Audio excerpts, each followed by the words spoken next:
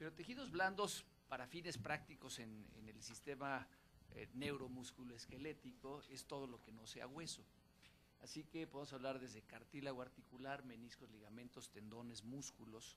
es lo que se considera o podemos considerar los ortopedistas tejidos blandos. Si vemos, por ejemplo, en la CIE-10, lesiones de rodilla, donde puede haber lesiones de meniscos, de cartílago, de ligamentos, se tratan como traumatismos de la rodilla y la pierna en la CIE-10. Lo mismo que las lesiones de hombro, se toca en traumatismos del hombro y del brazo, pero no específicamente de los tejidos que estamos hablando. Artropatías son trastornos de la rótula, trastorno interno de la rodilla,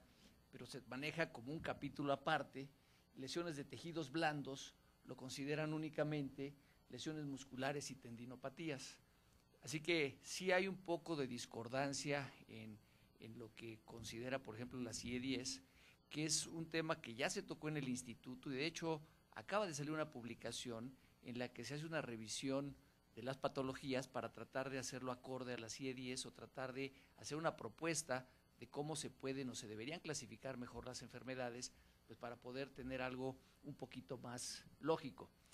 Así que tejidos blandos, si lo tomamos como yo lo aprendí en el Hospital de Cirugía Especial, que es hoy el número 1 en ortopedia en Estados Unidos, donde existe incluso un laboratorio de investigación sobre tejidos blandos y que hoy en una agrupación relativamente nueva que es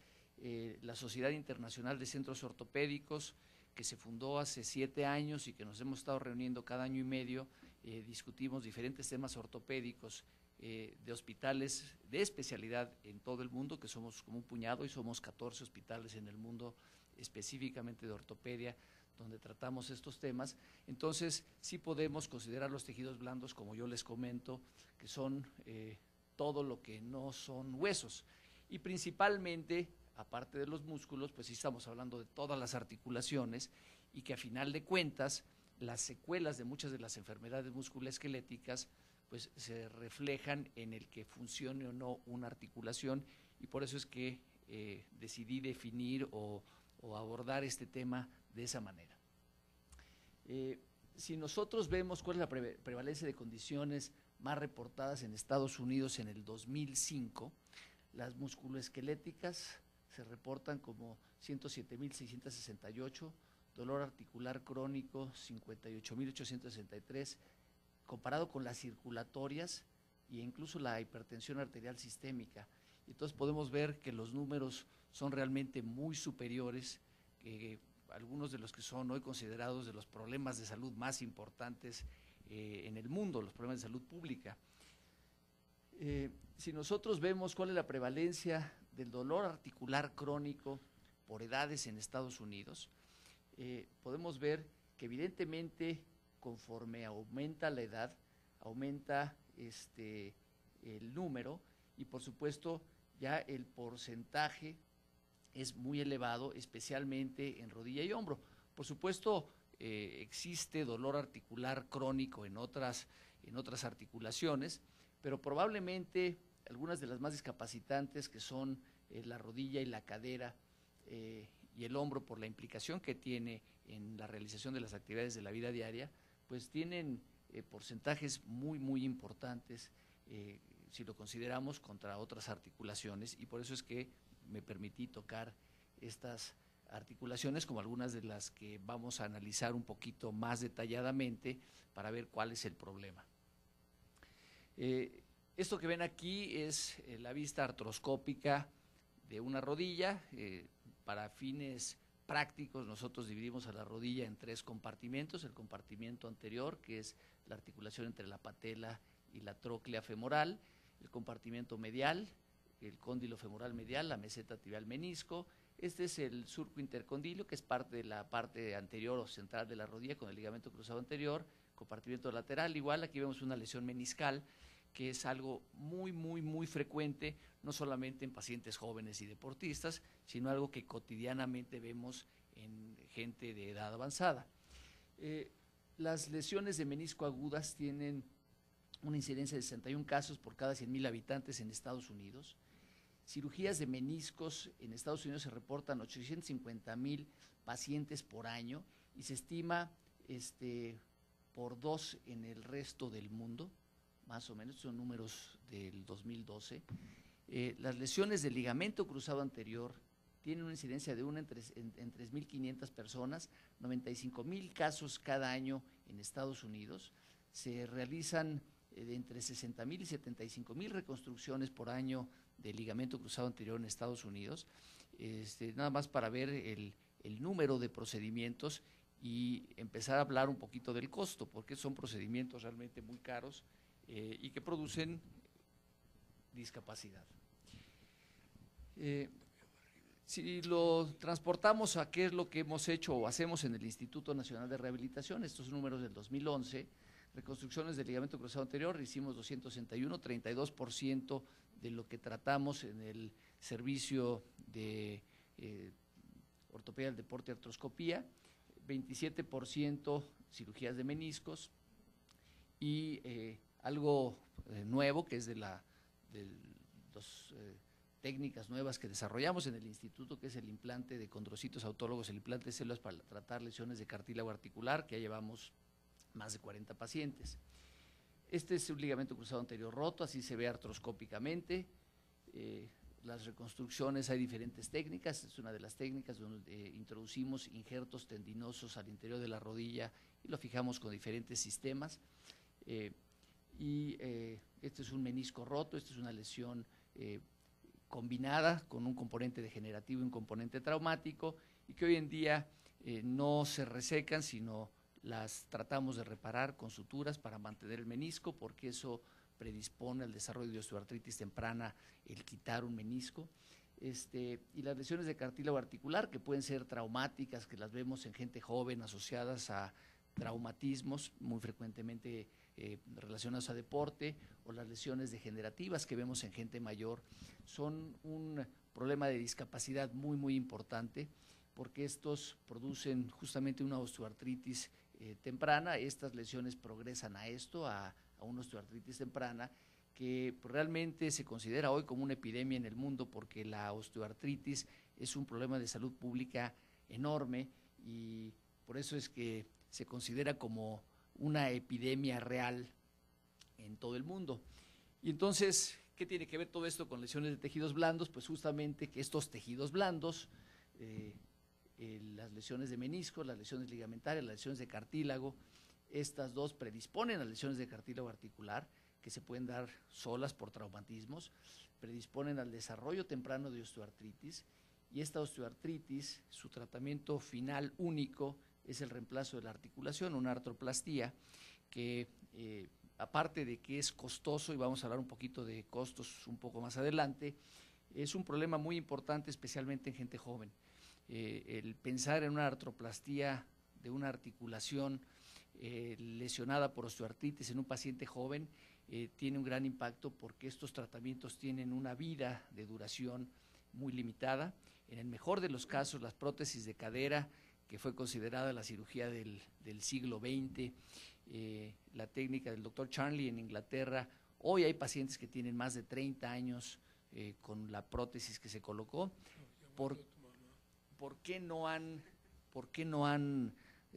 durado más? Pues porque la mayoría de los pacientes se muere antes de aumentar esos años de seguimiento. Pues la realidad es que pensar en 30 años de seguimiento de una artroplastía de cadera es muy bueno. Así que para un paciente de 60 años, ponerle una prótesis de cadera no es una mala opción si pensamos que pueda durar eso, y luego tocaremos lo que hablábamos hace un rato de por qué hacerlo bien desde la primera vez.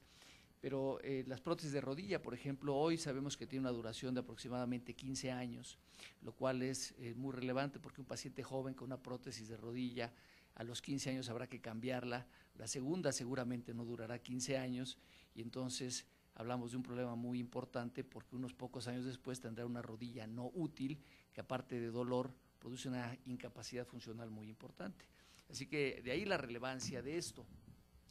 ¿Qué ocurre con las lesiones de cartílago articular, especialmente en personas en edad productiva? Bueno, pues que son muy frecuentes, son mucho más frecuentes de lo que la gente se imagina. En un estudio que hicimos en el Instituto Nacional de Rehabilitación, encontramos que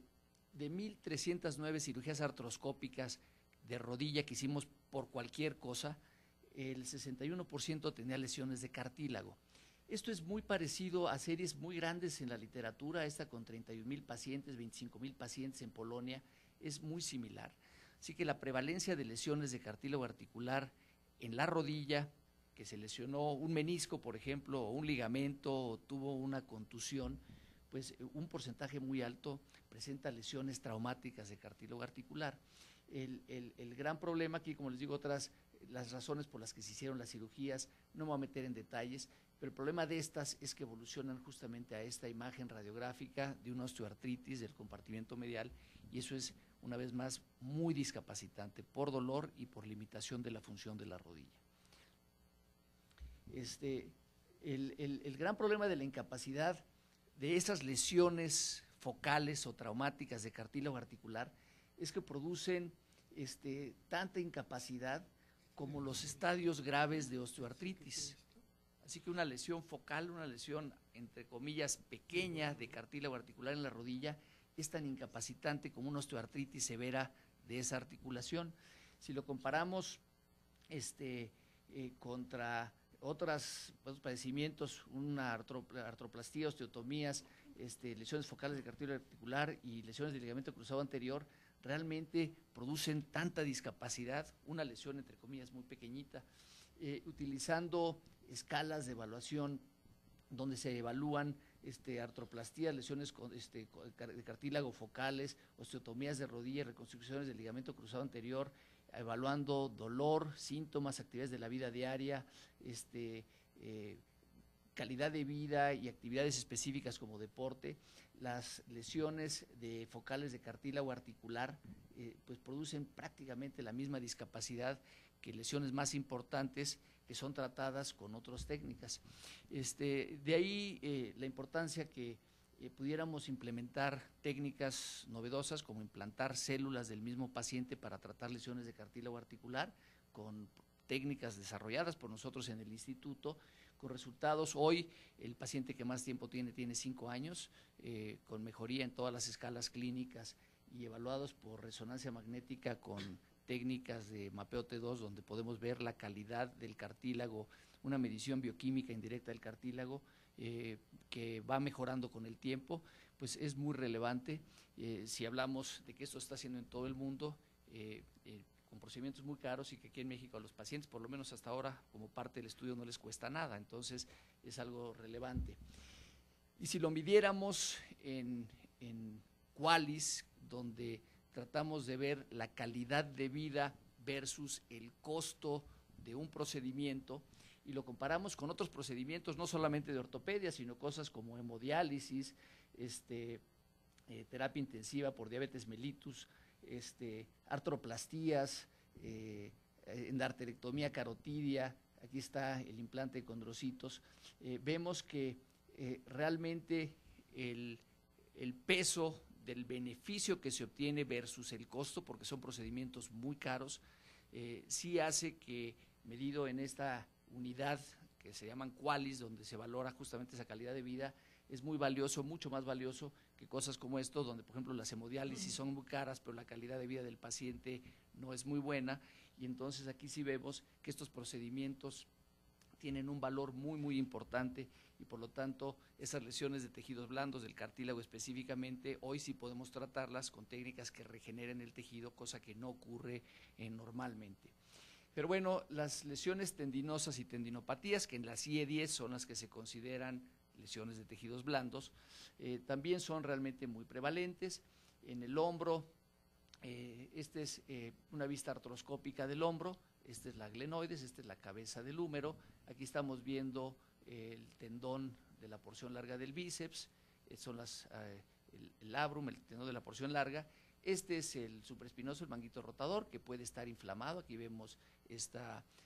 imagen donde vemos justamente el aumento en el crecimiento de vasos sanguíneos en el tendón, que sabemos que los tendones son hipovasculares. Cuando vemos tendones muy inflamados, pues hay una tendinopatía, una tendinitis. Esto es muy doloroso, muy discapacitante, y esto predispone a la ruptura del tendón, que es también muy discapacitante y que requiere tratamientos caros.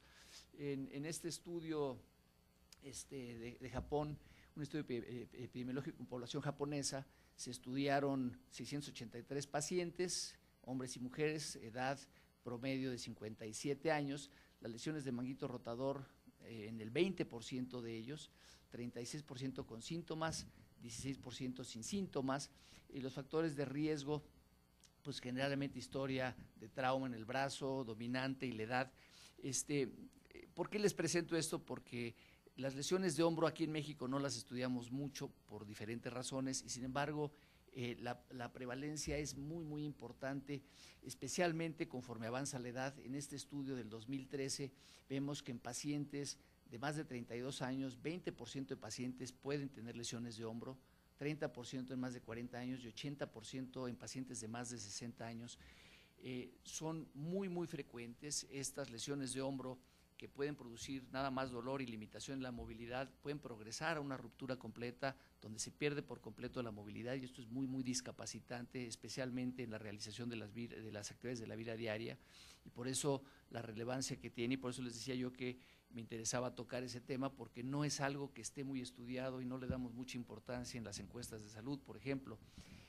¿Qué se hace con las lesiones de hombro, especialmente que ya cuando se rompió el tendón? Pues hay que repararlo. Hoy lo podemos hacer por cirugía artroscópica. En el 2011 hicimos 119 cirugías artroscópicas, 82 de ellas fueron reparaciones de manguito rotador, que se hace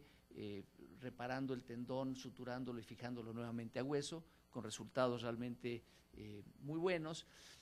¿Qué ocurre con los esguinces de tobillo? Que quizá es una de las lesiones de tejidos blandos, y voy a presentarles unas gráficas un poquito más adelante en todo el mundo, y que normalmente las subestimamos. Los esguinces de tobillo,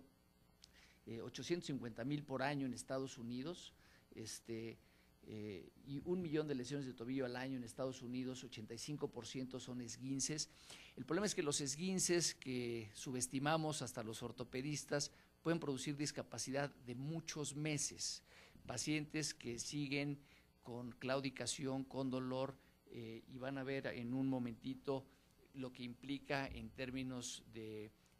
ausencia laboral. Es muy, muy importante, y son cosas que no les hacemos caso frecuentemente, las consideramos como lesiones de deportistas que se esguinzan el tobillo jugando fútbol, pero no, los esguinces ocurren en todo mundo, en cualquier edad, y son realmente muy incapacitantes. En egresos hospitalarios, si lo vemos como luxaciones y o esguinces severos reportados por la Secretaría de Salud, el IMSS, el ISSSTE, Pemex, Secretaría de Marina, son muy poquitos. Lo que pasa es que nuevamente regresamos a esa diferencia en cómo se reporta, especialmente cuando nos basamos en las series y parece como si no existieran, pero yo creo que todos aquí han tenido alguna vez un esguince o tienen gente muy cercana que ha tenido esguinces y saben que no se resuelven de un día a otro. Entonces, es también causa muy importante discapacidad, y bueno, incluso en atletas de alto rendimiento que tienen que estar jugando con órtesis y tienen que estar haciendo actividades con órtesis, es algo más frecuente de lo que nos imaginamos. Acaba con la carrera, o por lo menos muchas veces con temporadas de algunos de estos atletas, por la importancia en cuanto al dolor y discapacidad que producen. Aquí vemos un esguince severo. Este es el tipo de órtesis que hoy en día usamos. Ya no necesariamente inmovilizamos por completo la articulación. Los tratamientos funcionales son hoy en día lo que más hacemos, porque esto nos permite empezar a recuperar la dorsiflexión y flexión plantar mientras aplicamos medidas. Al principio crioterapia, frío, y después podemos pasar a algunas otras modalidades de rehabilitación, calor profundo, para poder recuperar la función del tobillo lo más pronto posible. Lo que ocurre en general con la inmovilización de las articulaciones es que durante el tiempo que están inmovilizadas se va perdiendo no solamente la capacidad para moverlas, sino se pierde fuerza muscular, hay atrofia muscular, y entonces cuando quitamos la inmovilización y queremos empezar a recuperar eso, son varias semanas o meses más. Los tratamientos funcionales, donde podemos evitar mayor atrofia muscular, evitar menos anquilosis, nos permiten dar resultados funcionales mejores. Y llegando a lo que les decía ya un poco de números, En azul son fracturas y, como les digo, por supuesto es un problema importante cuando hablamos de padecimientos musculoesqueléticos, pero si vemos lo que son luxaciones o vemos que pues probablemente no sean tan grandes, pero esguinces y desgarros musculares probablemente ocupen un porcentaje mayor prácticamente en todos los grupos de edad, en ambos sexos, y esas lesiones de tejido blando, pues a final de cuentas acaban teniendo más peso que las mismas fracturas, que es con lo que se relaciona la ortopedia normalmente, pero como les decía, a final de cuentas el problema de las fracturas es el impacto que tienen las articulaciones, que es donde se produce la discapacidad a largo plazo como consecuencia de una fractura que no se trató o se trató mal. ¿Qué ocurre? ¿Cuál es el costo de esas lesiones de tejidos blandos, desde tendinitis, esguinces, etcétera? Si vemos en cuanto a consultas médicas, este es el número de, el porcentaje de consultas a las que acuden en Estados Unidos con el costo directo, si ustedes quieren, de acudir a la consulta, de las en hombro, vean el tamaño, vean en el muslo y en la cadera, en la mano y la muñeca, el tobillo y el pie. Como les decía, el costo de los esguinces es muy alto por el número de veces que tiene que acudir al médico y de otras, ¿no? Pero a final de cuentas, estos esguinces de tobillo que muy frecuentemente subestimamos requieren no solamente de un costo directo por ir al médico y por faltar al trabajo, como lo vamos a ver aquí, el costo de lesiones de tejidos blandos una vez más, días en cama y días laborales perdidos. Las lesiones musculoesqueléticas, vean, comparado contra problemas cardíacos, hipertensión, accidentes vasculares cerebrales y otras, 73% de este grupo en este estudio,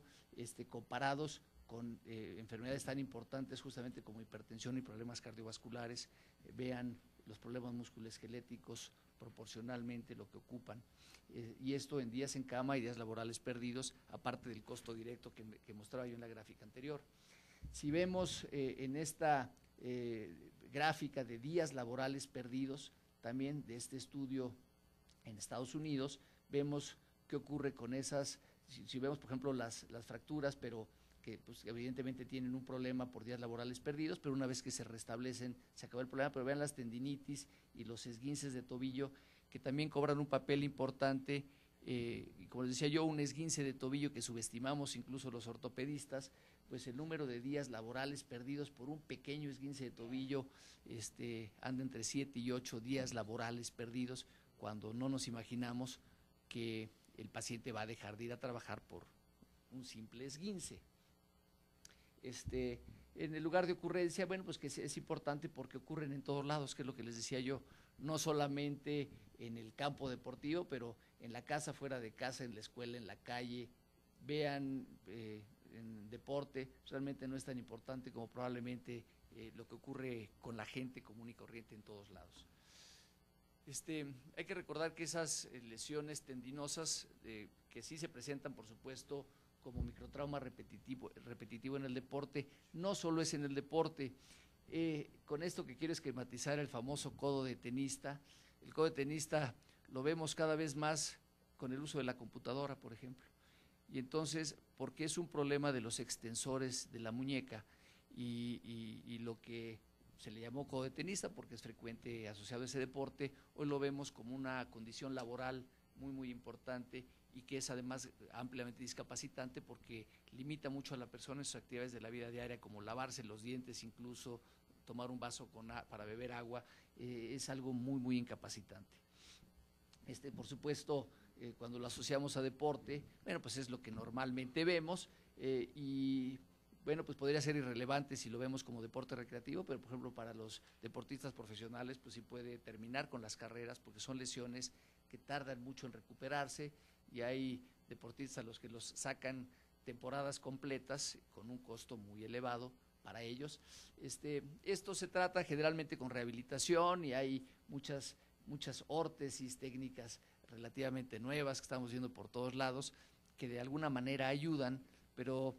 realmente no se recorta el tiempo necesariamente de recuperación completa, aunque pues, en teoría esto les puede permitir regresar a hacer actividades deportivas antes. Las lesiones musculares tienen un problema particular porque pues son frecuentes en algunas actividades deportivas, pues son frecuentes en la gente común y corriente también. No es raro que haciendo un movimiento brusco de repente sientan un tirón, y ese desgarro muscular, pues aparte de que es muy doloroso y muy incapacitante, tiene el problema de que es muy recidivante. Y es muy recidivante porque el músculo no cicatriza con músculo, sino con tejido fibroso. Y si ese tejido fibroso acortó la longitud del músculo, va a ser muy frecuente que en cuanto el músculo se use y llegue a su longitud normal, teóricamente, se va a desgarrar nuevamente. Así que el tratamiento inicial de esa lesión muscular es importante porque mientras menos acortado quede el músculo, menos frecuente va a ser la recidiva, y es importante, una vez más, el tratamiento correcto inicial de estas lesiones musculares. En resumen, las lesiones de tejidos grandes, de tejidos blandos, tienen una alta prevalencia, son muy incapacitantes. El tratamiento debe ser especializado, generalmente es complejo, tiene que hacerse bien y oportunamente desde el principio, y tiene un alto costo en el individuo, en la familia, en la sociedad y en los sistemas de salud en general, porque a final del camino son lesiones que tardan en recuperarse, y muchas de ellas sí pueden dejar discapacidad permanente. Y esto traté de usarlo como introducción a lo que son las enfermedades articulares, porque a final de cuentas, muchas de estas lesiones de tejidos blandos aisladas se conjuntan en lo que son las enfermedades articulares, que, como les decía, se agrupan diferente. Por ejemplo, en la CIE-10, y mucha gente las agrupa en forma separada,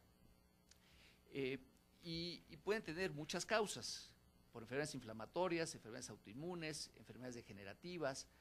En las enfermedades degenerativas, pues tenemos la osteoartritis primaria o secundaria a una fractura maltratada. Entonces, una fractura que involucra una articulación o que hace que una articulación quede desalineada, pues va a progresar a una osteoartritis temprana. Las lesiones condrales, como ya mencioné, las artropatías por cristales, enfermedades metabólicas, las artropatías hematológicas. Bueno, todas estas, como enfermedades degenerativas, producen osteoartritis, producen una enfermedad articular que normalmente se tiene que tratar con una prótesis, con una artroplastía. Si nosotros vemos en este estudio de Peláez Ballestas sobre prevalencia de dolor en los últimos 7 días en 19,000 pacientes encuestados en la Ciudad de México, vemos que estos son dolores articulares. Evidentemente, conforme aumenta la edad, pues aumenta el porcentaje, tanto en hombres como en mujeres. Interesantemente es más frecuente en mujeres, y vemos que el estudio hecho en todo el país, vemos que realmente es muy, muy importante como dolor, como limitación por dolor en la población general. Si vemos cuál es la prevalencia de enfermedades reumáticas, la osteoartritis, que de alguna manera no es necesariamente una enfermedad reumática, los reumatólogos cada vez más la incluyen entre las patologías que tratan, pero bueno, vemos que es quizá la más importante comparada con las artropatías inflamatorias, justamente por lo que les mencionaba, porque es la consecuencia de lesiones traumáticas, es la consecuencia de la enfermedad articular degenerativa de diferentes etiologías, y que hoy en día pues produce una gran discapacidad, como lo voy a mostrar un poquito más adelante. Si vemos la tendencia estimada de las principales enfermedades articulares, va en aumento y seguirá en aumento, y por eso es que, como les mostré en esa foto de la revista Time, le llaman la epidemia venidera de artritis, porque conforme aumenta la expectativa de vida, aumentan las posibilidades de tener una enfermedad articular degenerativa. conforme aumenta la actividad física y la conciencia de que hay que hacer ejercicio para mantenerse sano, pues también aumenta la incidencia de lesiones articulares. Los accidentes en la vía pública aumentan la posibilidad de tener una lesión articular. Así que todo lo que está ocurriendo con la vida moderna, hasta las cosas que se promueven para mejorar la salud, aumentan la posibilidad de tener una enfermedad articular y por lo tanto va en aumento y seguirá en aumento. El gasto de bolsillo de pacientes sometidos a una artroplastía total de rodilla o una artroplastía total de cadera, esto es en pesos, lo que implica 3 meses preoperatorios por la cirugía, 2 meses postoperatorios, 4, 6 y 12 meses. Esto es lo que desembolsan los pacientes en este estudio realizado por el doctor Rolando Espinosa y publicado en la revista Osteoarthritis and Cartilage, y el costo que parece pequeño realmente es muy alto cuando empezamos a sumar el gasto total de un paciente en pesos, ¿no? Esto es individualizado y realmente a precios muy baratos, porque si pensamos que una cirugía le cuesta 31,000 pesos, no, de ellos, o sea, pues, imagínense en una institución lo que le cuesta al paciente, y pacientes que muy frecuentemente su capacidad adquisitiva es muy limitada, pues realmente es muy caro, ¿no? Los gastos de bolsillo nuevamente de pacientes sometidos a artroplastía total de rodilla o artroplastía total de cadera, nuevamente ahora visto en forma de gráfica, pues realmente es muy importante para la población nuestra, y aquí podemos verlo como el rol medido en el rol físico, en el dolor a través de los meses y en la función física a través de los meses. Lo que sí vemos es que va mejorando conforme va pasando el tiempo, esto es a través de los meses, así que si bien cuesta, vale la pena, o sea, sí vale la pena hacerlo. Nuevamente, si lo midiéramos nuevamente, como se los mostré hace rato, comparando lo que se obtiene versus el costo, sí vale la pena hacerlo, pero no deja de ser algo muy costoso. El costo de atención en pacientes con artritis reumatoide, si consideramos consultas, laboratorios, estudios de gabinete, lo que cuesta la rehabilitación, los gastos totales, pues realmente pues son mucho menores si no consideramos aquí, a final de cuentas, lo que acaba ocurriendo con la cirugía, ¿no? El costo de la atención y evolución de pacientes con artritis reumatoide, nuevamente vemos el costo total y cómo va incrementando, especialmente porque los pacientes van a tener que seguir utilizando medicamentos independientemente de la cirugía a la que puedan ser sometidos. Por supuesto, son enfermedades diferentes, con patogenia, con etiologías diferentes y patogenia diferente, pero que al final del camino acaban tratándose igual, independientemente de que se utilicen fármacos, algunos de los que teóricamente son modificadores de la enfermedad y que realmente no todos o necesariamente lo son, pero lo que es importante es que estos medicamentos cada vez son también más caros.